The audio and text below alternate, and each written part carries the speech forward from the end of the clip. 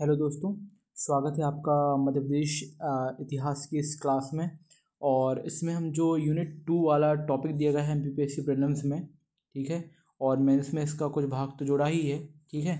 तो इसके बारे में हम डिस्कस करेंगे बहुत ही आसानी से, और यहीं सारे हमको फैक्ट याद हो जाएं। और आप देख सकते हैं ये सारांश आईसीएस के नोट्स हैं, ठीक है, जो कि ललित बैरागी सर के द्वारा तैयार किए गए हैं, और उनके टेलीग्राम चैनल में भी ये आपको फ्री में मिल जाएंगे, ठीक है। तो आप देख सकते हैं नोट्स किस प्रकार तैयार किए गए हैं, बहुत ही शानदार नोट्स हैं, ठीक है। तो जो भी मेरे साथ पढ़ना चाहें यहाँ, तो इनको हम बहुत अच्छी तरह से कवर करेंगे और यही सारी चीज़ों को याद भी करेंगे, ठीक है। चलिए तो स्टार्ट करते हैं प्रागैतिहासिक एवं आद्य ऐतिहासिक मध्य प्रदेश के बारे में, ठीक है।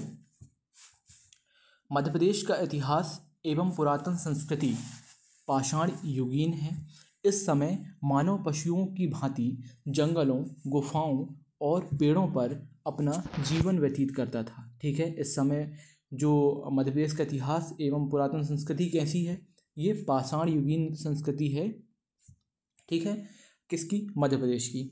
इस समय मानव पशुओं की भांति क्या करता था? जंगलों में और गुफाओं में और पेड़ों पर अपना जीवन व्यतीत करता रहता था, ठीक है। जिस काल में मानव घटना का कोई लिखित विवरण उद्धृत नहीं किया गया, ठीक है, उसे प्राग ऐतिहासिक काल कहा जाता है। प्राग ऐतिहासिक काल किसे कहा जाता है? कि जिस काल में मानव घटना का कोई लिखित विवरण नहीं मिलता, उसे प्राग ऐतिहासिक काल कहते हैं। वह काल जिसमें लेखन कला के प्रचलन के बाद भी उपलब्ध लेख पढ़े नहीं जा सके। जो लेख मतलब लेखन तो किया गया है और वो लेखन उपलब्ध भी हैं, लेकिन वो पढ़े नहीं जा सके, है ना। पढ़े नहीं जा सके, आप पढ़ के दिखाओ। वो कुछ इस प्रकार से थे कि खुदा लिखे और खुदा बाँचे, है ना। इस प्रकार के हम मुहावरे का उसमें उपयोग कर सकते हैं। तो आद्य ऐतिहासिक क्या हुआ? जिनका लेखन हो चुका है लेकिन उनको पढ़ा नहीं जा सका। प्राग ऐतिहासिक क्या है? जिसके लिखित विवरण ही नहीं मिले, ठीक है। अब बात करते हैं ऐतिहासिक काल की या इतिहास की। इतिहास किसे कहा जाता है? वह काल जिसका विवरण लिखित रूप से स्पष्टता उपलब्ध है। वह काल जिसका विवरण लिखित रूप से स्पष्टता उपलब्ध है, ठीक है। चलिए, तो ये बांटा गया है, तो देख लेते हैं किस प्रकार। इसको थोड़ा और जूम कर लें तो आपको क्लियर विजिबल हो जाएगा, है ना। चलिए, किसकी बात करते हैं हम? प्राग ऐतिहासिक काल की। इसको बांटा गया है मध्य पाषाण काल, वो पुरापाषाण काल, मध्य पाषाण काल और नवपाषाण काल में, ठीक है। इनको हम डिटेल में देखेंगे, आप बिल्कुल भी टेंशन ना लें, ठीक है। पुरापाषाण काल, मध्य पाषाण काल, नवपाषाण काल। फिर पुरापाषाण काल को 3 भागों में और बांटा जाता है। 3 भाग कौन से हैं? निम्न पुरापाषाण काल, मध्य पुरापाषाण काल और उच्च पुरापाषाण काल, है ना। चलिए, इतना समझ में आ गया। आगे डिटेल में देखेंगे तो और कहानी क्लियर होगी, ठीक है। चलिए, यहाँ देख लेते हैं मध्य प्रदेश में प्राग ऐतिहासिक काल के बारे में कि क्या दिया गया है। मध्य प्रदेश का प्राग ऐतिहासिक काल क्या था, ठीक है दोस्तों। बाकी बुकों से भी बहुत ज़्यादा जो सही नोट्स लगे हैं मुझे, सारांश आईसीएस के नोट्स हैं, ठीक है। इनको आप रिवीजन की दृष्टि से प्रिंट आउट निकला सकते हैं, ठीक है। यह वह काल है जब लिपि लेखन कला का विकास नहीं हुआ था। फिर वही बात कि प्रागैतिहासिक काल किसे कहा जाता है? यह वह काल है जब लिपि लेखन कला का क्या नहीं हुआ था? विकास नहीं हुआ था। जानकारी का स्रोत क्या है? इसके पुरातात्विक साक्ष्य मिलते हैं और इसका अन्य नाम पाषाण युग या प्रस्तर युग है। प्रागैतिहासिक काल का नाम क्या है? पाषाण युग या प्रस्तर युग है। अब एक यहाँ से एक महत्वपूर्ण क्वेश्चन है कि प्रागैतिहासिक काल का जनक किसे कहा जाता है। ये हिस्ट्री की दृष्टि से महत्वपूर्ण क्वेश्चन है कि जो प्राग ऐतिहासिक काल है उसका जनक किसे माना गया है। तो प्राग ऐतिहासिक काल का जनक डॉक्टर प्राइमरोज को माना जाता है, ठीक है। डॉक्टर प्राइमरोज को क्या माना जाता है? प्राग ऐतिहासिक काल का जनक माना जाता है। अब प्राग ऐतिहासिक काल के महत्वपूर्ण स्थल मध्य प्रदेश में कौन से हैं? तो कुछ महत्वपूर्ण स्थल हैं, उनके नाम आप याद रखेंगे, आप भूल नहीं सकते। जैसे भीमबेटका, आदमगढ़ और खेड़ीनामा। कौन से हैं? भीमबेटका है, आदमगढ़ है और खेड़ीनामा है। ठीक है, भीमबेटका, आदमगढ़ और खेड़ीनामा ये कौन से स्थल हैं? मध्य प्रदेश के प्राग ऐतिहासिक कालीन स्थल हैं। चलिए आगे देखते हैं पुरापाषाण काल के बारे में। पुरापाषाण काल के बारे में क्या डिटेलिंग है? ये 5 लाख से 10,000 ईसा पूर्व तक इसका काल चलता है। भारत में प्रथम साक्ष्य कहाँ से मिले हैं पुरापाषाण काल के? ये पल्लवरम तमिलनाडु में रॉबर्ट ब्रुसफुट ने प्राप्त किए थे। तो पुरापाषाण काल के जो सर्वप्रथम साक्ष्य हैं वो कहाँ से मिले हैं? पल्लवरम तमिलनाडु में रॉबर्ट ब्रुसफुट ने प्राप्त किए हैं। ठीक है, अब इनका जो पुरापाषाण काल के लोग थे उनका जीवन निर्वाह किस प्रकार होता था, और ये प्रमुख स्थल हम जानेंगे। स्थल क्या थे, उनके औजार या हथियार क्या थे। ठीक है, तो प्रथम साक्ष्य हमने पढ़ लिया कि पल्लवरम तमिलनाडु में रॉबर्ट ब्रुसफुट ने प्राप्त किए। अब जो पुरापाषाण काल के लोग थे उनके जीवन निर्वाह के किस प्रकार आधारित था? ये शिकार आधारित था। इसे आखेटक एवं खाद्य संग्रह काल भी कहा जाता है। ठीक है, प्रमुख स्थल हैं नर्मदा घाटी में अवस्थित भीमबेटका जो कि रायसेन जिले के अंतर्गत है, भीमबेटका। आदमगढ़ सीहोर में है। आदमगढ़ होशंगाबाद एक बार चेक कर लेंगे। हथनोरा सीहोर में है। पचमढ़ी ये होशंगाबाद नर्मदापुरम में है। हटा ये दमोह वाले एरिया में आता है। ठीक है, आगे और डिटेल में पढ़ेंगे तो क्लियर हो जाएगा, कोई कन्फ्यूजन रहेगा तो। ठीक है, औजार यहाँ है बिना हत्थे या लकड़ी के हत्थे वाले हस्त कुठार या कुल्हाड़ी, खुरचनी, मुष्टि कुठार तथा कुरोट का यहाँ क्या किया गया है, प्रयोग किया जाता था। ठीक है, चलिए आगे देख लेते हैं। तो ये मैप के थ्रू बताया गया है कि मध्य प्रदेश के प्रमुख पुरापाषाणकालीन स्थल है ना। चलिए, तो जैसे कि हथनोरा हमने देखा, हथनोरा कहाँ है? सीहोर में है। भीमबेटका रायसेन में है। हटा दमोह में है और आदमगढ़ नर्मदापुरम में है। ठीक है, चलिए नर्मदापुरम होशंगाबाद है ना। तो मध्य प्रदेश के प्रमुख पुरापाषाणकालीन है ना प्रागैतिहासिक काल का पहला जो समय देखने को मिलता है या पहला काल देखने को मिलता है वो कौन सा है? पुरापाषाण काल। पुरापाषाण काल के 4 स्थल हमने देखा कि हथनोरा सीहोर में है, भीमबेटका रायसेन में है, हटा दमोह में है और आदमगढ़ नर्मदापुरम में है। ठीक है, चलिए इतना याद हुआ, आगे देखते हैं। पुरापाषाण काल के औजारों की तकनीक के आधार पर 3 भागों में व्यक्त किया गया है। पुरापाषाण काल औजारों को तकनीक के आधार पर 3 भागों में, तकनीक के आधार पर। ठीक है, कौन सी तकनीक है वो यहाँ नहीं बताई गई है। निम्न पुरापाषाण काल, मध्य पुरापाषाण काल और उच्च पुरापाषाण काल।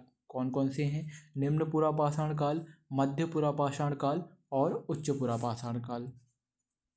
ठीक है, चलिए अब हम इसको डिटेल में देखते हैं कि निम्न पुरापाषाण काल क्या था। समय 5 लाख से 50,000 ईसा पूर्व तक। ठीक है, 5 लाख से 50,000 ईसा पूर्व तक, 5 लाख से 50,000 ईसा पूर्व तक। इस समय जनजातीय स्वरूप की संस्कृति थी। इस समय क्या थी?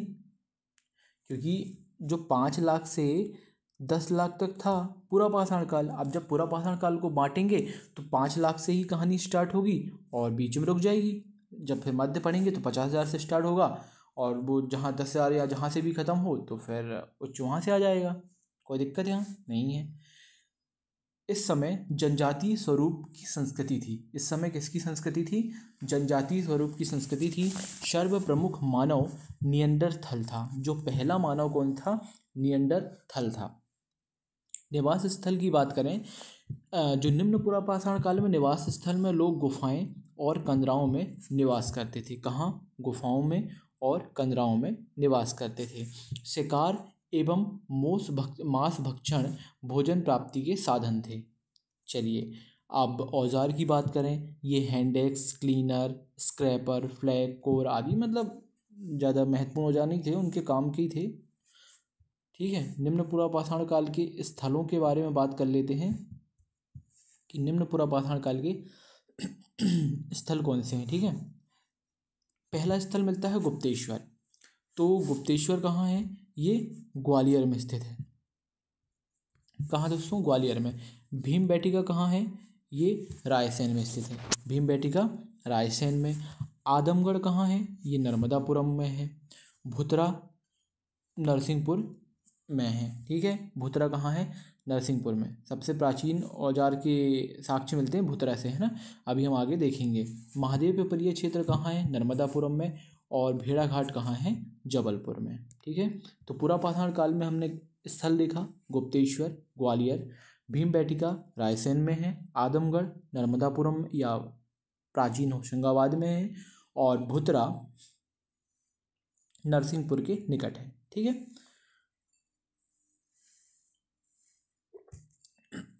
चलिए आगे देखते हैं। भेड़ाघाट जबलपुर आप सबको मालूम है, इसमें कोई दो राय नहीं है। चलिए प्रमुख क्षेत्र के बारे में बात कर लेते हैं। और प्रमुख क्षेत्र हमारे जैसे चंबल घाटी, नर्मदा घाटी, ठीक है, सोन घाटी। यहाँ अलग अलग प्रकार से अलग अलग लोगों ने उत्खनन किया है। ठीक है, उनके बारे में हम डिटेल में देखते हैं।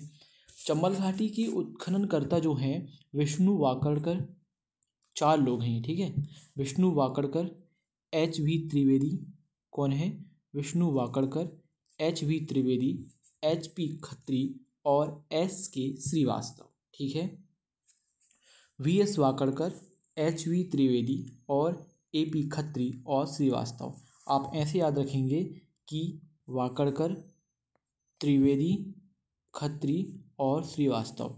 वाकड़कर, त्रिवेदी, खत्री और श्रीवास्तव, ये जो 4 लोग हैं ये चंबल घाटी के प्रमुख उत्खननकर्ता हैं। ठीक है, Vishnu Wakadkar, HV Trivedi, AP Khatri, SK Srivastava. मतलब ठीक है, वाकड़कर, त्रिवेदी, खत्री और SK श्रीवास्तव। सबसे महत्वपूर्ण क्वेश्चन अगर क्षेत्रों से आता है, सबसे महत्वपूर्ण क्वेश्चन ये हो जाता है। उसके बाद तो सारे निम्न कोटि के क्वेश्चन बनेंगे यहाँ से, है ना। जो उच्च दर्जे का क्वेश्चन है वो यहाँ से बनता है। चलिए अवशेष के बारे में बात कर लेते हैं। निम्न पुरापाषाण काल संस्कृति से मध्य पाषाण कालीन संस्कृति के अवशेष यहाँ से मिलते हैं, है ना। सीधी सी बात है, निम्न चल रहा है तो मध्य तक तो मिलेंगे। अगर मध्य के मिल जाएंगे तो वो मध्य से स्टार्ट हो जाएगा। बांस प्रजाति के विभिन्न जीवाश्मों के भी साक्ष्य मिलते हैं। जो बांस प्रजाति है उसके भी विभिन्न जीवाश्मों के यहाँ से साक्ष्य मिलते हैं। चलिए आगे देखते हैं। बीबी लाल, हाँ ये महत्वपूर्ण क्वेश्चन है। बीबी लाल ने ग्वालियर क्षेत्र में पुरापाषाणकालीन औजारों की खोज की थी। जो बीबी लाल थे, उत्खननकर्ता थे, ने ग्वालियर क्षेत्र में पुरापाषाणकालीन औजारों की खोज की थी, है ना। तो इसको ट्रिक से याद करेंगे कि ग्वालियर की बीबी लाएंगे तो वो मार मार के लाल कर देगी। तो बीबी लाल ग्वालियर में, ठीक है ना। चलो चतुर्थक काल संबंधी औजार एवं जमाव की प्राप्ति हुई, इससे कोई दिक्कत नहीं। SK श्रीवास्तव को पूर्व एवं मध्य पुरापाषाण कालीन उपकरण मिले। चलिए ये भी हमारे ज़्यादा काम का फैक्ट नहीं, सिर्फ यही था कि बीबी लाल ने ग्वालियर क्षेत्र में पुरापाषाण कालीन औजारों की खोज की। ठीक है, चलिए अब नर्मदा घाटी की बात करते थे, नर्मदा वैली की। तो नर्मदा वैली के उत्खननकर्ता कौन है? RV जोशी और SD सांकलिया, है ना। कोई अगर ज़्यादा जोश में हो तो उसको हम सांकल में बांध देंगे, है ना। इतना जोश क्यों दिखा रहा है? तो ऐसे हम इसको याद करेंगे कि नर्मदा घाटी में कोई कूदने के लिए जाएगा, बहुत जोश में है कि आज तो मैं मतलब पूरी नर्मदा नदी को पार कर दूंगा, तैरना आता नहीं है, और कहने लगे कि मैं जोश में हूँ, नर्मदा घाटी पार करूँगा। तो उसको हम क्या करेंगे? सांकल से बांध देंगे। ठीक है, तो RV जोशी और SD सांकलिया। ठीक है, आई होप आपको याद हुआ होगा। चलिए कुछ याद करने के लिए इस प्रकार की ट्रिक या कह सकते हैं जुगाड़ लगाना पड़ेगा दोस्तों, ठीक है, नहीं तो प्रीलिम्स में वहाँ हम कंफ्यूज हो जाते हैं और एक दो मार्क्स से रह जाते हैं, फिर उसका पछतावा हमें बहुत होता है बाद में, ठीक है, जिसको हम यहाँ बयां नहीं कर सकते। ग्रैम्बल एवं लाल रंग की कंकड़ युक्त मिट्टी का जमाव अच्छा, ये नर्मदा वर्ग, ये एक मिनट देख लेते हैं क्या है। हाँ, नर्मदा घाटी है। हाँ, ये वर्ग में बांटा गया है, निम्न वर्ग, उच्च वर्ग, तृतीय जमाव। ये हमारे अभी काम का नहीं है, ये मेंस के काम का है, क्योंकि ये नोट्स प्री मेंस दोनों के हिसाब से बनाए गए हैं, ठीक है। तो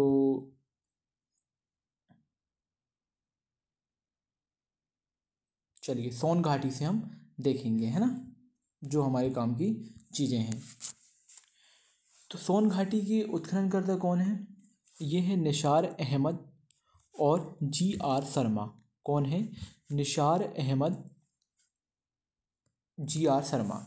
सोन घाटी, इसको कैसे याद करेंगे? यदि हम किसी को सोना पहना देंगे, है ना, तो हम कहेंगे जा निसार है, तो जा निसार है तो वो शर्मा जाएगी, है ना।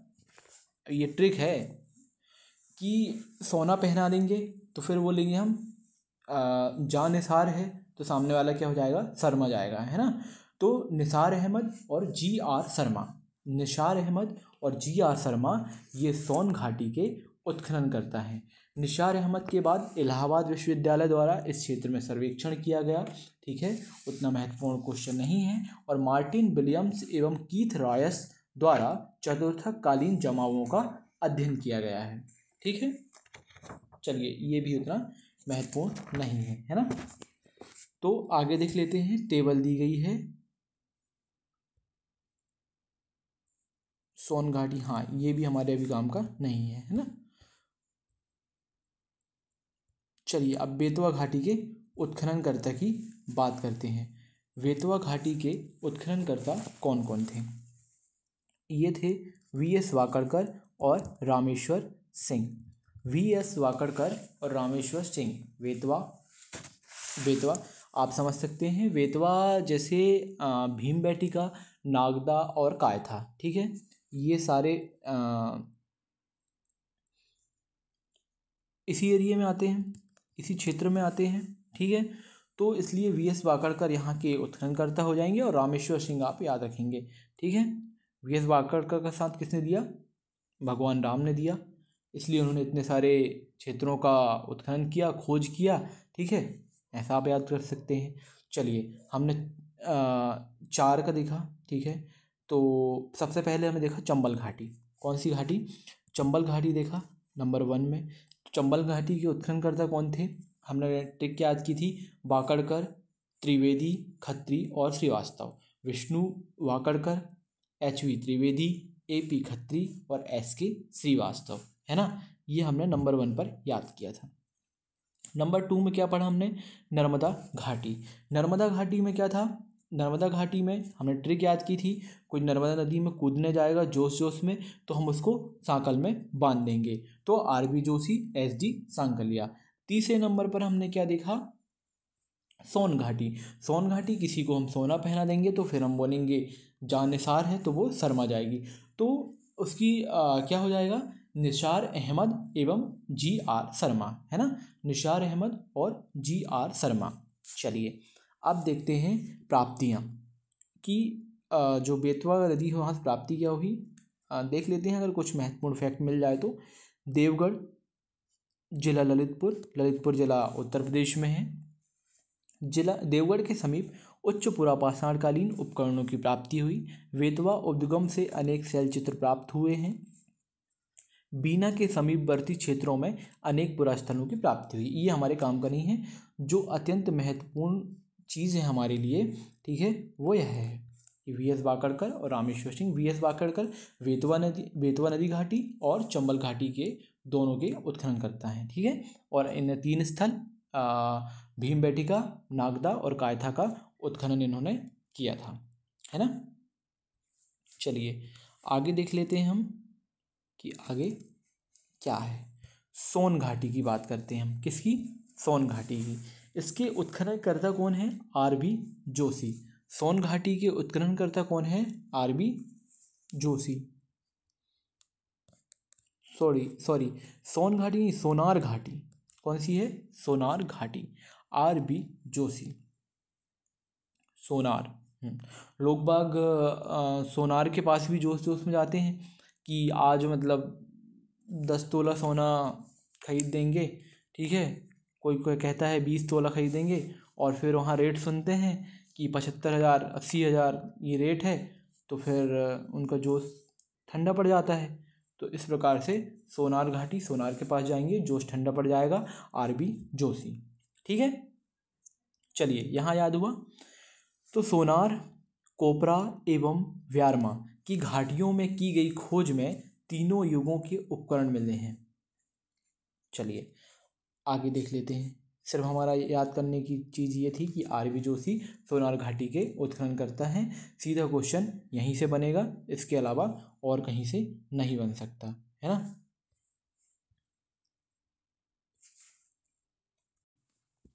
चलिए, अब ये प्रमुख स्थल दिए गए हैं, है ना, और ये किस जिले में स्थित हैं ये कहा गया है, और प्रमुख तथ्य दिए गए हैं उनके बारे में, है ना। सबसे महत्वपूर्ण ये टेबल है, और ये टेबल प्रीलिम्स की दृष्टि से, चाहे वो लूसेंट की टेबल हो या किसी भी नोट्स या किसी बुक की टेबल हो, वो अत्यंत महत्वपूर्ण हो जाती है। क्योंकि पेपर बनाने वाला टेबल देखता है, अपने लिए सुविधा देखता है, वो थ्योरी थोड़ी पढ़ेगा इतनी, ठीक है। पनार पानी, पनार पानी जो स्थल है कहाँ है? नर्मदापुरम जिले में है। पनार पानी नर्मदापुरम जिले में, है ना। पानी कहाँ मिलेगा हमको? नर्मदा नदी में मिलेगा। तो पनार पानी नर्मदापुरम। यहाँ से मामा भांजा शैलाश्रय के 20 चित्र प्राप्त हुए हैं। कितने? मामा भांजा शैलाश्रय में 20 चित्र मिले हैं, ठीक है। तो मामा भांजा शैलाश्रय भी कहाँ है? नर्मदापुरम में है। बात करते हैं भुतरा की। भुतरा कहाँ है? नरसिंहपुर में है ना। नरसिंहपुर। भूत, भूत किस में होता है? एक नर या प्राणी के अंदर ही होता है। मध्य प्रदेश के सबसे प्राचीन औजार, जैसा कि मैंने थोड़ी देर पहले आपको बताया था कि मध्य प्रदेश के सबसे प्राचीन औजार यहाँ से प्राप्त हुए हैं। कहाँ से? भुतरा, नरसिंहपुर से। मध्य प्रदेश के सबसे प्राचीन औजार भुतरा, नरसिंहपुर से प्राप्त हुए हैं, ठीक है। महादेव पिपरिया, जो महादेव पिपरिया है ये कहाँ है? नर्मदापुरम में है ना। जब हम ट्रेन से जाते हैं तो जो पचमढ़ी पर्यटन स्थल है, या मध्य प्रदेश का एकमात्र हिल स्टेशन पचमढ़ी है, तो वहाँ हमें यदि जाना है, घूमने के लिए जाना है, तो पचमढ़ी पिपरिया रेलवे स्टेशन पर हमें उतरना पड़ता है। वहाँ से फिर बस में आप जा सकते हैं, ठीक है। कुछ इस प्रकार से वहाँ की जर्नी है। तो महादेव पिपरिया कहाँ? नर्मदापुरम में। एस डी सांकलिया और शुपेकर ने यहाँ 860 उपकरण प्राप्त किए हैं। एस डी सांकलिया और शुपेकर ने, है ना। एस डी सांकलिया और शुपेकर ने, सांकलिया को तो आपको याद है, और शुपेकर आप याद करेंगे कि 860 उपकरण कहाँ से मिले हैं। डायरेक्ट क्वेश्चन आता है कि एस डी सांकलिया और शुपेकर ने 860 उपकरण किस स्थल से प्राप्त किए, है ना। तो महादेव पिपरिया। भेड़ाघाट जबलपुर, आप सभी को मालूम है। भेड़ाघाट से क्या मिले हैं? फ्लैक्स उपकरण मिले हैं। फ्लैक्स उपकरण क्या होते हैं? जो जलधारा से घिरे हुए होते हैं, या घिसे हुए होते हैं। जो जलधारा से घिसे हुए उपकरण होते हैं वो फ्लैक्स उपकरण कहलाते हैं, ठीक है।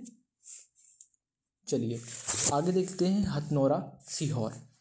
हथनोरा सीहोर के बारे में देख लेते हैं, इसमें क्या डिटेलिंग दी गई है। ये सबसे महत्वपूर्ण है दोस्तों, हथनोरा सीहोर। हथनोरा कहाँ है? सीहोर जिले में आता है। 1982 में, एग्जैक्ट डेट की बात करें 5 दिसंबर, कितनी है? पेन यहाँ है, ढंग से चलता नहीं दोस्तों। 5 दिसंबर 1982, 5 दिसंबर 1982 में अरुण सोनकिया द्वारा मानव कंकाल खोजा गया।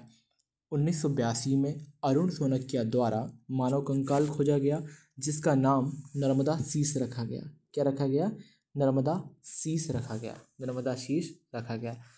5 दिसंबर 1982 में अरुण सोनकिया द्वारा मानव कंकाल खोजा गया, जिसका नाम नर्मदा शीश रखा गया।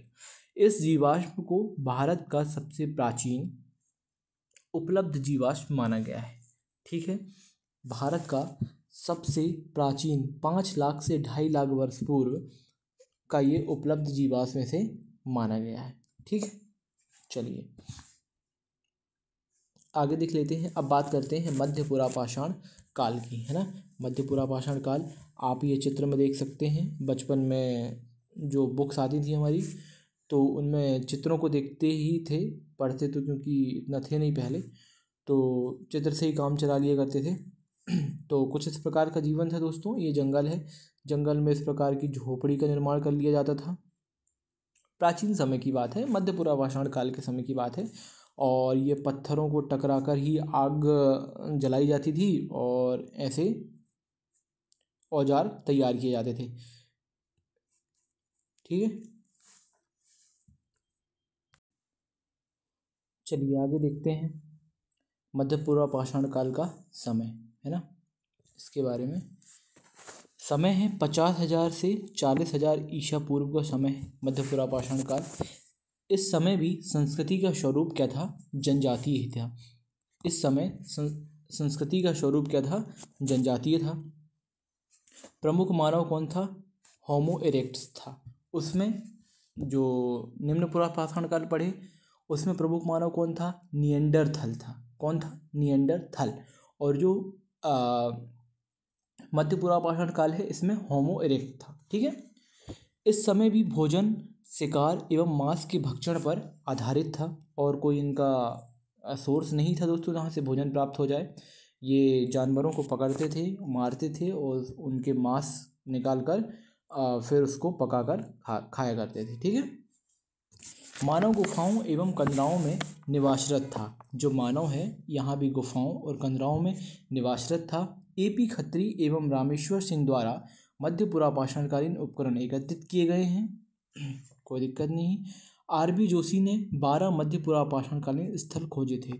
जो RB जोशी हैं इन्होंने 12 मध्य पुरापाषाणकालीन स्थल खोजे थे, है ना। यहाँ से ज़्यादा क्वेश्चन बनेंगे नहीं दोस्तों, है ना, लेकिन फिर भी जब हम स्टार्ट करते हैं तो ये बेसिक चीज़ें हैं, क्योंकि अगर डायरेक्ट क्वेश्चन पूछ लिया तो फिर वो हमसे बनेगा नहीं और बाद में पछतावा होगा कि एक बार पढ़ लेना चाहिए था। मध्य पुरापाषाणकालीन स्थल है शिहावल, समनापुर, ग्वारी घाट जो कि जबलपुर में है, तिलवारा घाट ये भी जबलपुर में है। तिलवारा घाट में जो महात्मा गांधी की अस्थियां हैं वो विसर्जित की गई थी, इसलिए ज़्यादा हम इसको पढ़ते हैं। फिर ये आदमगढ़ है और भीमबेटका, है ना। चलिए ये हमारा क्या हुआ? मध्य पुरापाषाण काल। उच्च पुरापाषाण काल की बात करते हैं दोस्तों। हमारा समय सबसे ज़्यादा लगेगा जो ताम्रपाषाणकालीन स्थल हैं। ठीक है, वो अत्यंत महत्वपूर्ण है मध्य प्रदेश के। ठीक है, जैसे कायथा हो गया, भीमबेटका हो गया, नागदा हो गया। ठीक है, इधर हमको बहुत टाइम लगना है। तो चलिए अब देख लेते हैं उच्च पुरापाषाण काल। उच्च पुरापाषाण काल का समय क्या था? 40,000 ईसा पूर्व से 10,000 ईसा पूर्व, है ना। पहले हम 5 लाख से शुरुआत की थी। ठीक है, 5 लाख से 50,000, फिर 50,000 से 40,000, 40,000 से 10,000, उच्च पुरापाषाण काल। प्रमुख मानव प्रजाति थी होमोसेपियंस। ठीक है,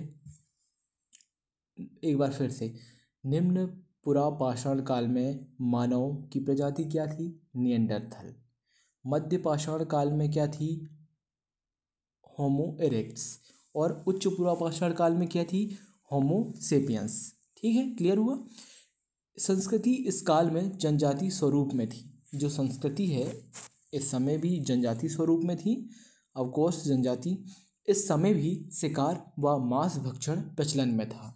ठीक है, ये शिकार मांस भक्षण तीनों पीरियड्स में रहा है, कोई दिक्कत नहीं है।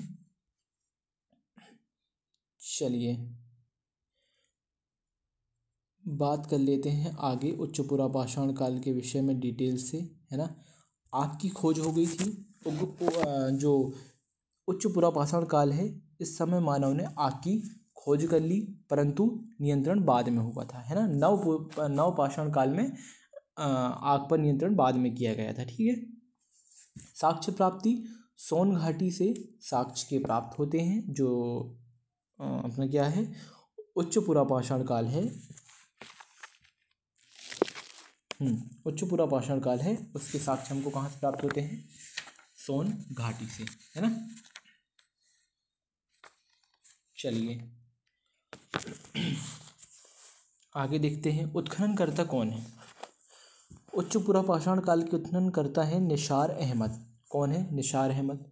उच्च पुरापाषाण काल में क्या हुआ, आग की खोज हो गई। साक्ष्य प्राप्ति कहाँ से हुए, सोन घाटी से। उत्खननकर्ता निसार अहमद, है ना। उपकरण ये हथौड़ा, ब्लेड, आरी, मतलब छोटे छोटे उपकरण थे, है ना। इतने सॉरी दोस्तों, ठीक है। तो छोटे छोटे उपकरण थे, इतना कुछ नहीं है। अब स्थल की बात करें, स्थल उच्च पुरापाषाण काल के कौन से थे, खापर खेड़े। खापर खेड़े कहाँ है, धार में। भीमबेटका कहाँ है, रायसेन में। खापर खेड़े, धार, भीमबेटका, रायसेन, और एक है घोड़ामाड़ा, ठीक है। खापर खेड़े, भीमबेटका और घोड़ामाड़ा। भीमबेटका से नील पाषाण खंड तथा उच्च पुरापाषाण कालीन गुहा चित्रकारी को प्रकट करते हैं। भीमबेटका से नील पाषाण खंड एवं उच्च पुरापाषाणकालीन गुहा चित्रकारी को प्रकट करते हैं। और फिर यहाँ से एक महत्वपूर्ण फैक्ट निकल के आता है कि जो डेक्कन सोनिया है, डेक्कन सोनिया भीमबेटका के शैलाश्रय में 550 मिलियन वर्ष पुराने डेक्कन सोनिया जंतु के अवशेष फरवरी 2021 में मिले हैं। यह जंतु सबसे प्राचीन ज्ञात जंतु माना जाता है। सबसे प्राचीन ज्ञात जंतु कहाँ से प्राप्त हुआ है, भीमबेटका के शैलाश्रय से हुआ है, जिसका नाम क्या है, डेक्कन सोनिया, है ना। कब मिला ये, फरवरी 2021 में। ये न्यूज़पेपर में या न्यूज़ में चर्चे में था उस टाइम। चलिए भीमबेटका की हम विस्तार से बात कर लेते हैं। ये अलग से ही मतलब मध्य प्रदेश की हेरिटेज साइट या यूनेस्को में मतलब यूनेस्को में शामिल स्थल दिए गए हैं, ठीक है। तो भीमबेटका, सांची, तो इन मतलब हम तीनों के बारे में पढ़ेंगे, ठीक है। कौन कौन से, भीमबेटका, सांची और खरगोन, सॉरी भीमबेटका, सांची और अपना जो मंदिर है खजुराहो के, वो, ठीक है। चलिए तो भीमबेटका का शाब्दिक अर्थ क्या होता है। भीमबेटका की जब हम बात कर रहे हैं, बहुत ही महत्वपूर्ण है दोस्तों, यहाँ आप स्किप नहीं कर सकते, इसको आपको याद रखना पड़ेगा कि भीमबेटका का शाब्दिक अर्थ क्या है। भीम का बैठने का स्थान, भीम के बैठने का स्थान भीमबेटका कहलाता है। यह मध्य प्रदेश राज्य में अवस्थित विश्व का प्राचीनतम एवं सबसे बड़ा गुफा समूह है। विश्व का प्राचीनतम है और सबसे बड़ा है। विश्व का प्राचीनतम और सबसे बड़ा गुफा समूह है। इसकी अवस्थिति की बात करते हैं हम, तो ये रायसेन के अब्दुल्लागंज में स्थित है। कहाँ है, रायसेन के अब्दुल्लागंज में स्थित है। और इसकी खोज 2 साल पहले ही MPPSC प्रीलिम्स ने पूछा कि भीमबेटका की खोज किसने की थी, तो ये की थी VS वाकड़कर ने। VS वाकड़कर, विष्णु श्रीधर वाकड़कर इनका पूर्ण नाम है। और 1957 में इन्होंने भीमबेटका की खोज की। अन्य उत्खननकर्ता में बात करते हैं, ये BB मिश्रा, है ना, BB मिश्रा। आप ये बताएंगे कि BB लाल ने किस जगह की खोज की थी या उन्हें कहाँ से औजार प्राप्त हुए थे, ठीक है। अभी मैंने थोड़ी देर पहले आपको बताया है। चलिए भीमबेटका हम देख लिया, भीम के बैठने का स्थान है और विश्व का प्राचीनतम और सबसे बड़ा गुफा समूह है ये। इसकी अवस्थिति कहाँ है, रायसेन के अब्दुल्लागंज में है। और उत्खननकर्ता VS वाकड़कर हैं और अन्य उत्खननकर्ता में BB मिश्रा हैं, ठीक है। चलिए आगे देख लेते हैं। ये भीमबेटका की गुफाएं हैं, चित्र के रूप में देख सकते हैं। जब आप यहाँ जाएंगे तो घूम सकते हैं। चलिए आगे देखते हैं विशेष।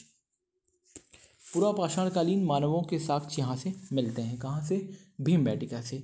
1962 में यहाँ मानव शैलाश्रयों की खोज की गई। प्रथम माइक्रोलिथ भीमबेटका में 1867 में खोजा गया। जो प्रथम माइक्रोलिथ है वो भीमबेटका में 1867 में खोजा गया। भीमबेटका रॉक शेल्टर में भारत की सबसे पुरानी ज्ञात रॉक कला है।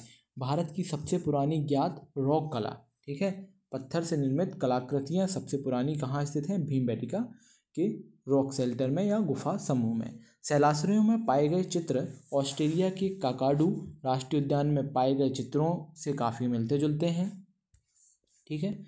जो महत्वपूर्ण होगा मैं उसमें ज़्यादा फोकस करूँगा दोस्तों। भीमबेटका के चित्रों में 16 रंगों का प्रयोग किया गया है। कितने रंगों का? 16 रंगों का कुल मिलाकर। यहाँ कुल 600 गुफाएं हैं। कितनी गुफाएं हैं? कुल 600 गुफाएं हैं एवं 275 शैल चित्र प्राप्त हुए हैं, है ना। 275 शैल चित्र हैं और कुल 600 गुफाएं हैं। यहाँ हाथी का दरवाज़ा सबसे बड़ी गुफा है। भीमबेटका की सबसे बड़ी गुफा का नाम क्या है? हाथी दरवाज़ा, है ना। भीमबेटका की सबसे बड़ी गुफा का नाम क्या है? हाथी दरवाज़ा। सर्वाधिक गेरुआ रंग का प्रयोग चित्रों में किया गया है। सर्वाधिक जो है गेरुआ रंग का प्रयोग यहाँ के चित्रों में किया गया है। और आपने सुना ना वो गाना कि रंग दे तू मोहे गेरुआ, है ना। तो कुल मिला के भीमबेटका में भी जो लोग रहते थे तो उन्होंने क्या किया? गेरुआ से रंग दिया। और गाना तो ये अभी आया है, बाकी नॉलेज तो लोगों को पहले से था कि बाद में ये लोग कुछ ना कुछ ऐसा रंगारंग कार्यक्रम करेंगे, है ना। सबसे विस्तृत गुफाएं जू शेल्टर की हैं। कहाँ की हैं? जू शेल्टर की हैं, जहाँ पर जानवरों की चित्रों का रेखांकन है, ठीक है। 2003 में यूनेस्को विश्व विरासत स्थल घोषित किया गया। 2003 में इसे यूनेस्को विश्व विरासत स्थल में घोषित किया गया। भीमबेटका को कब किया गया? 2003 में। ये सबसे महत्वपूर्ण क्वेश्चन हो जाता है क्योंकि एमपीपीएससी यदि 80 से 85% क्वेश्चन सरल पूछती है तो वो यही क्वेश्चन तो पूछेगी। और जो 15 से 20%, कितने? 15 से 20% सरल क्वेश्चन, टफ क्वेश्चन पूछती है तो वो उल्टे सीधे क्वेश्चन पूछेंगे। तो कट ऑफ तो यहाँ क्लियर होता है ना, यहाँ क्लियर होगा। यहाँ इसकी तैयारी करेंगे तो सिर्फ 15-20 में ही रह जाएंगे, ठीक है। बाकी आप समझदार हैं तो आपको याद क्या रखना है, ठीक है। चलिए, इसके चित्रों में शिकार, नृत्य, युद्ध और सामुदायिक जीवन के दृश्य हैं जो उस समय के लोगों की जीवन शैली को दर्शाते हैं। ऑडिटोरियम गुफा जिसमें कला तथा कर्मकांडी गतिविधियां होती हैं, ये भीमबेटका से प्राप्त हुआ। मध्यपाषाण युग की बात कर लेते हैं, ठीक है। चलिए, हमने क्या देखा? पुरापाषाण काल देख लिया हमने, निम्न पुरापाषाण काल और मध्य पुरापाषाण काल, उच्च पुरापाषाण काल, है ना। तो पुरापाषाण काल के हमने तीनों एज देख लिया। अब चलते हैं मध्यपाषाण युग की तरफ, है ना। समय काल है इसका 10,000 से 7,000 BC या ईसा पूर्व, BC बोले तो बिफोर क्राइस्ट, ठीक है। औजार यहाँ के ये खुरचनिया, नोक, बेदनी आदि यहाँ के औजार थे, ठीक है। ये जैस्पर, फ्लिंट वगैरह तो कुछ काम का नहीं है।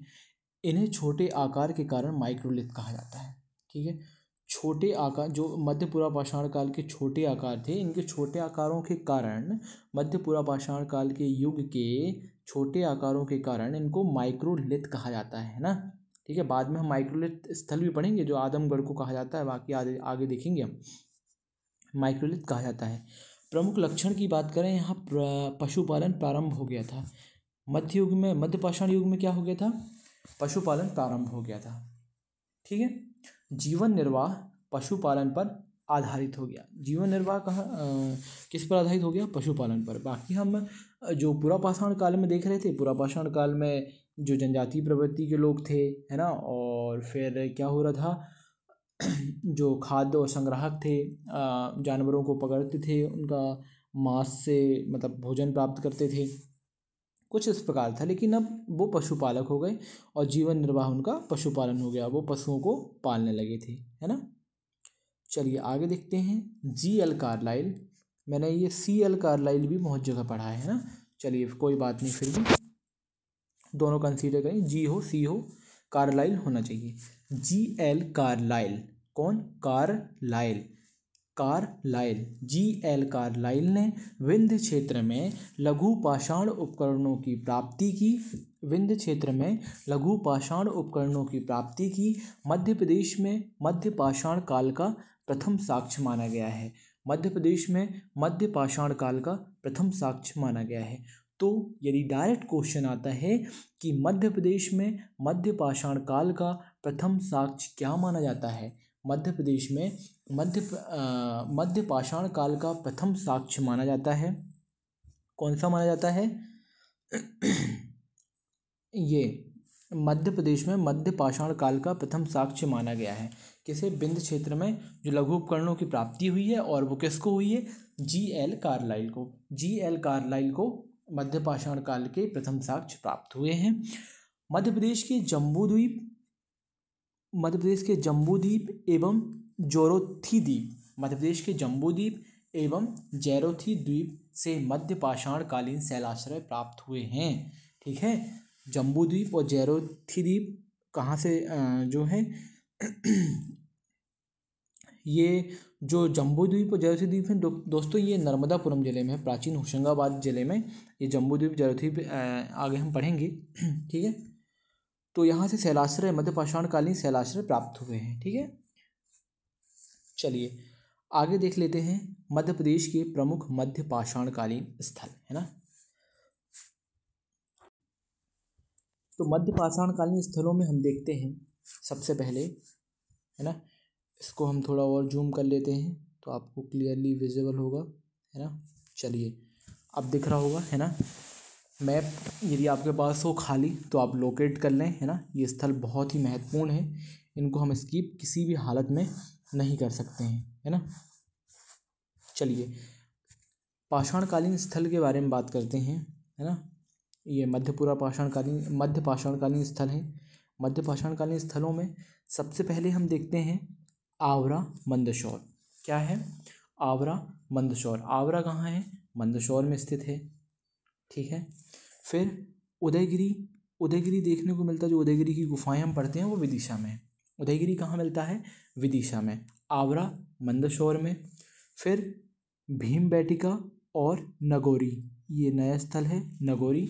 भीमबेटका और नगौरी ये रायसेन में मिलते हैं। फिर जनापाऊ पाताल पानी ये मिलते हैं इंदौर में। जनापाऊ पाताल पानी इंदौर में मिलते हैं। ऊन मिलता है खरगोन में। ठीक है, ऊन स्थल कहाँ है? खरगोन में है। फिर आदमगढ़ पचमढ़ी आप सभी को मालूम है ये नर्मदापुरम में स्थित है ना। गुप्तेश्वर ये नरसिंहपुर में है। गुप्तेश्वर कहाँ है? नरसिंहपुर में है। और मारा की गुफाएं या इन्हें माड़ा की गुफाएं भी कहा जाता है जो सिंगरौली में है। ठीक है, इतने स्थल हैं जो मध्य पाषाण काल की दृष्टि से याद करना है। 4 ऑप्शन दे देगा कि निम्नलिखित में से कौन सा स्थल मध्य पाषाण काल स्थल नहीं है ना। तो हम वहाँ कंफ्यूज नहीं होने चाहिए, है ना। तो याद हुआ? नहीं हुआ होगा तो एक बार और देख लेते हैं, कोई दिक्कत नहीं। आवरा मंदसौर, ठीक है, उदयगिरी विदिशा, फिर भीमबेटका और नगौरी रायसेन में है। जनापाऊ या पाताल पानी इंदौर में है। ऊन खरगोन में है। और आदमगढ़ या पचमढ़ी नर्मदापुरम में है। गुप्तेश्वर नरसिंहपुर में है। और मारा की गुफाएं कहाँ हैं? सिंगरौली में है। चलिए, आई होप अब आपको याद हुआ होगा। ठीक है, चलिए आगे देख लेते हैं। साक्ष्य इसके कहाँ से मिलते हैं? जो हमारा मध्य पाषाण काल है तो उसका क्या है? साक्ष्य कहाँ से मिलते हैं हमको? खेड़ीनामा आदमगढ़ और रायसेन से। कहाँ से? खेड़ीनामा आदमगढ़ और रायसेन से। तो हम आदमगढ़ को डिटेल में पढ़ेंगे, है ना, और बाकी देखते हैं। फिर साक्ष्य कहाँ से प्राप्त होते हैं? मध्य पाषाण काल के खेड़ीनामा आदमगढ़ और भीमबेटका। आपको खेड़ीनामा और आदमगढ़ याद रखना है, ये नर्मदापुरम में स्थित है।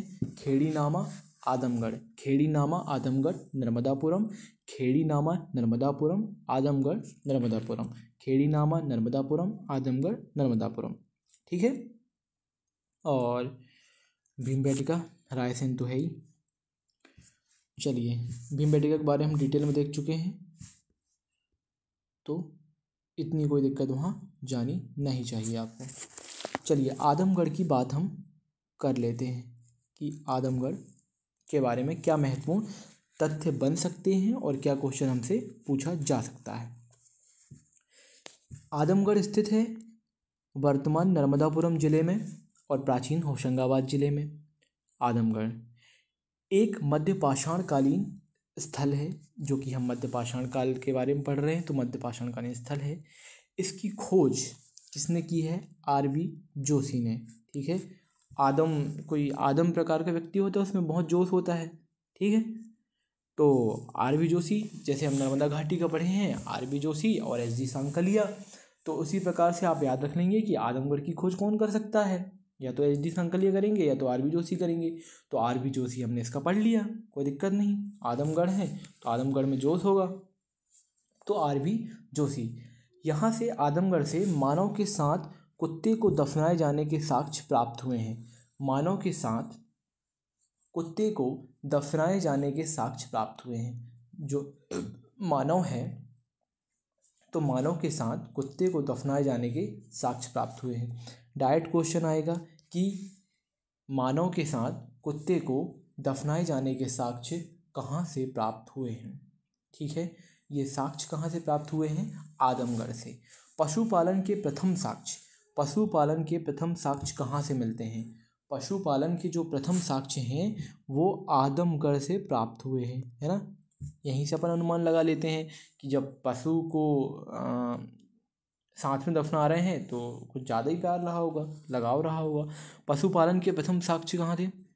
आदमगढ़ से, है ना। ऐसा आप याद रख सकते हैं, वो उनका कुछ अलग लॉजिक होगा। तो पशुपालन के प्रथम साक्ष्य कहाँ से मिले? आदमगढ़ से। ठीक है। प्राप्त उपकरण ब्लेड और पॉइंट उपकरण है, कोई ज़रूरी नहीं है। याद क्या करना है कि आदमगढ़ नर्मदापुरम जिले में स्थित है। ये मध्य पाषाण कालीन स्थल है। तीसरा आर.वी. जोशी ने इसकी उत्खनन की है। मानव के साथ कुत्ते को दफनाए जाने के साक्ष्य मिलते हैं। पशुपालन के प्रथम साक्ष्य मिलते हैं। ये महत्वपूर्ण क्वेश्चन यहाँ से। ठीक है। तत्कालीन मानव की आँख टकी, ये कोई दिक्कत नहीं है, ये हम स्किप कर सकते हैं। चलिए, पचमढ़ी के बारे में हम देख लेते हैं। पचमढ़ी भी वर्तमान नर्मदापुरम जिले में स्थित है। यह एक मध्य पाषाणकालीन स्थल है। प्रागैतिहासिक काल से ही मानव कार्य कलापों का केंद्र बिंदु रहा है। ये इसकी उत्खननकर्ता की हम बात करते हैं तो जी.आर. हंटर ने, किसने? जी.आर. हंटर ने जम्बूद्वीप व डोरोथी द्वीप का उत्खनन किया। ठीक है। उत्खननकर्ता कौन थे? G.R.. Hunter. G.R.. Hunter. Pachmarhi के उत्खननकर्ता कौन थे? जी.आर. हंटर ने जम्बूद्वीप और डोरोथी द्वीप का उत्खनन किया था। ठीक है। जी.आर. हंटर इनका नाम था। डोरोथी द्वीप शैलाश्रय की से मध्य पाषाणकालीन अवशेष प्राप्त हुए हैं। चलिए, कोई दिक्कत नहीं यहाँ। अब बात कर लेते हैं अन्य स्थल। गुप्तेश्वर हमने कहाँ पढ़ा था? ये नरसिंहपुर में पढ़ा था गुप्तेश्वर। चंबल घाटी ग्वालियर में स्थित एक प्राग ऐतिहासिक स्थल है। यह मध्य पाषाणकालीन संस्कृति के 2 स्तरीय अवशेष प्राप्त होते हैं। जो मध्य पाषाणकालीन संस्कृति है उसके 2 स्तरीय अवशेष प्राप्त हुए हैं। ठीक है। मध्य पाषाणकालीन संस्कृति के 2 स्तरीय अवशेष प्राप्त हुए हैं। उपकरण माइक्रोब्लेड, कोर ब्लेड वगैरह, ये कुछ इतने महत्वपूर्ण नहीं है। ठीक है। आप सिर्फ याद रखें कि जो गुप्तेश्वर है वो नरसिंहपुर में स्थित है। बांकी दिया गया है। यह सोन नदी घाटी में स्थित है बांकी। ठीक है। प्रागैतिहासिक स्थल है। उच्च पुरापाषाण काल से मध्य पाषाण काल से। ठीक है, कोई दिक्कत नहीं। सिर्फ इतने याद रखिए कि बांकी कहाँ है? सोन नदी घाटी में स्थित है। मध्य पाषाण कालीन समाधान। ठीक है। शव दफनाने के अवशेष प्रथम बार मध्य प्रदेश में पाषाण काल के जमाव से प्राप्त हुए हैं। ठीक है। मध्य पाषाण काल से प्राप्त हुए हैं क्योंकि वो मानव के साथ कुत्ते को दफना दिया था। ठीक है। विधियाँ एक्सटेंडेड बरियल और फ्रैक्शनल वेरियल है। विधि का प्राप्ति जो स्थल है भीमबेटका एवं आदमगढ़ है ना। जो समाधान की विधि विधान मिली है कहाँ मिली है? भीमबेटका में और आदमगढ़ में, है ना। चलिए आगे देख लेते हैं, आगे क्या है। मध्य पाषाणकालीन मृदभांड। मध्य पाषाणकालीन मृदभांड दिए गए हैं। ये दतिया, आदमगढ़, भीमबेटका, घगरिया और प्राप्त अवशेष सड़े गले हैं ये आदमगढ़ और भीमबेटका से प्राप्त हुए हैं, है ना, मृदभांड वगैरह। चलिए ये निवास पद्धति, ये कोई ज़्यादा काम का नहीं है हमारा, है ना, आप देख सकते हैं। मेंस की दृष्टि से ये ज़्यादा महत्वपूर्ण है। ताम्रपाषाणकालीन युग आ जाएगा। चलिए नवपाषाण काल को पहले कंप्लीट करते हैं, फिर आगे देखते हैं।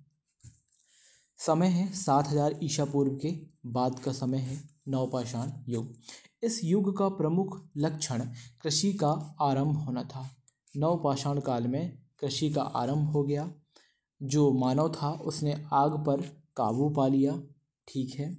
यहाँ के उपकरण जो कुल्हाड़ी है, बसूला है, फावड़ा है, फलक फावड़ा, ठीक है, उनका यहाँ प्रयोग किया जाने लगा।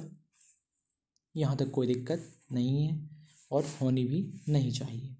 चलिए आगे देखते हैं। चलिए यहाँ पर ये इनका स्वरूप बदल गया है। इस प्रकार से नवपाषाण युग में हम बदल चुके थे। ठीक है।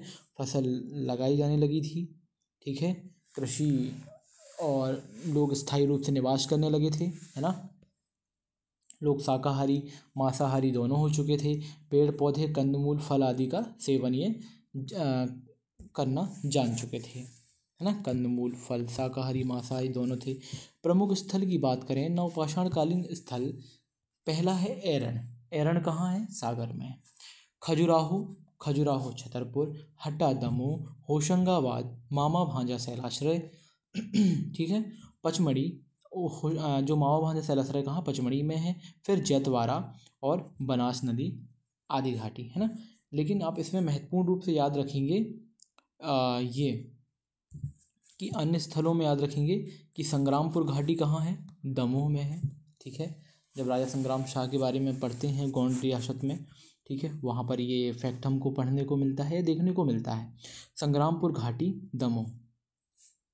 ठीक है दोस्तों, यदि आप यूनिट 1 का जो नया सिलेबस है, ठीक है, वेद ब्राह्मण अरण्य ग्रंथ वगैरह, अगर उसकी भी क्लासेस चाहिए आपको इसी प्रकार नोट्स से, तो आप कमेंट कर सकते हैं और तो वो क्लास भी मैं अपलोड कर दूंगा।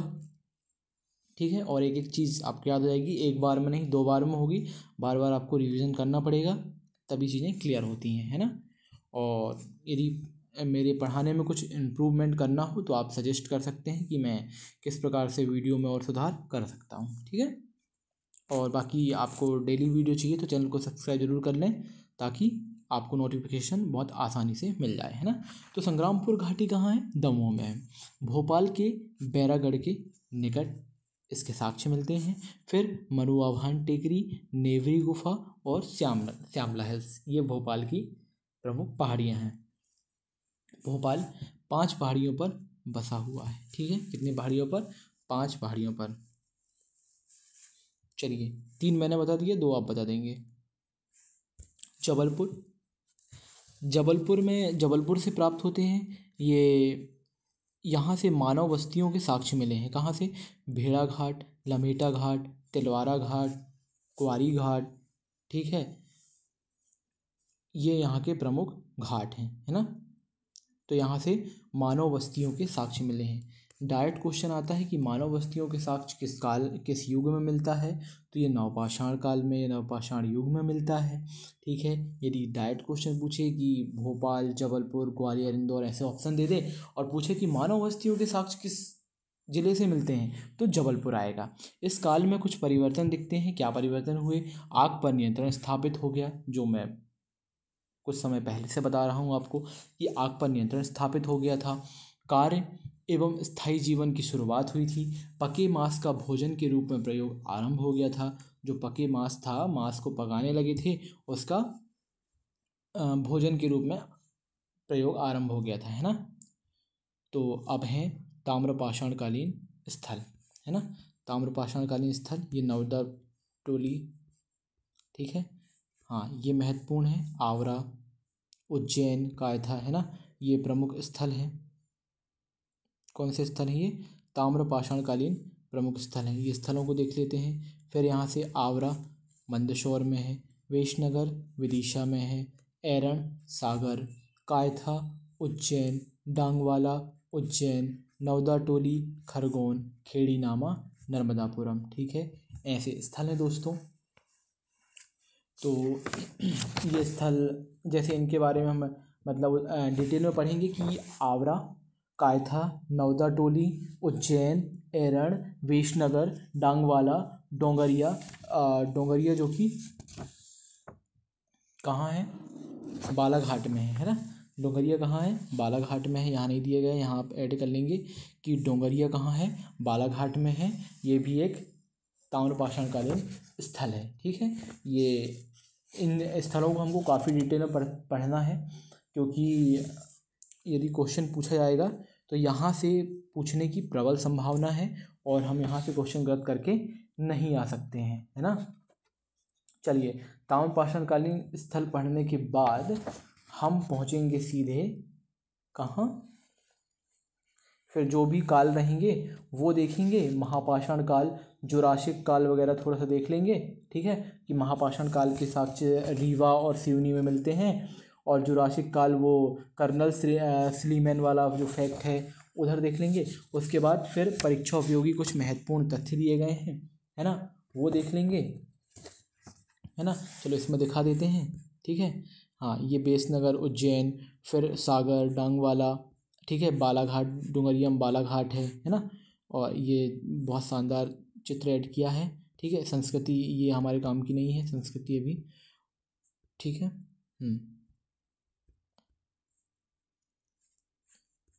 ये हो गया। हाँ, ये पुरातत्वविद ये हमने याद कर लिया है, एक बार और देख लेंगे यहाँ से। फिर ये टेबल दी हुई है, ये टेबल को याद कर लेंगे, कौन सा स्थल कहाँ है, अवस्थित स्थिति क्या है इसकी, खोजकर्ता क्या है, इसके बारे में विशेष तथ्य क्या है ना। फिर महापाषाण काल देखेंगे, रीवा और सिवनी से इसके स्मारक के साक्ष्य मिलते हैं, ठीक है। जुरासिक युग देख लेंगे और लोहयुगीन संस्कृति देख लेंगे। फिर इसके परीक्षा उपयोगी कुछ महत्वपूर्ण तथ्य देख लेंगे, ठीक है। और चलिए, फिर यहाँ हमारा ये अगले वीडियो में एंड हो जाएगा, है ना। चलिए, तो दोस्तों आपको वीडियो अच्छा लगा होगा, ऐसी आशा है। यदि आपने पूरा वीडियो देखा है तो वीडियो को लाइक कर दें और चैनल को सब्सक्राइब ज़रूर कर दें, ताकि आपको अगले वीडियो के लिए नोटिफिकेशन आसानी से मिल जाए और मुझे वीडियो बनाने के लिए मोटिवेशन भी मिलता रहे, ठीक है। ताकि जो लोग सब्सक्रिप्शन लेने में सक्षम नहीं हैं या किसी कारणवश नहीं ले पाए, वो यहाँ से चीज़ों को कंप्लीट कर सकें और अपने सपने को साकार कर सकें, ठीक है। चलिए, पूरा वीडियो देखने के लिए बहुत बहुत धन्यवाद। मिलते हैं अगले वीडियो में। आपका दिन शुभ।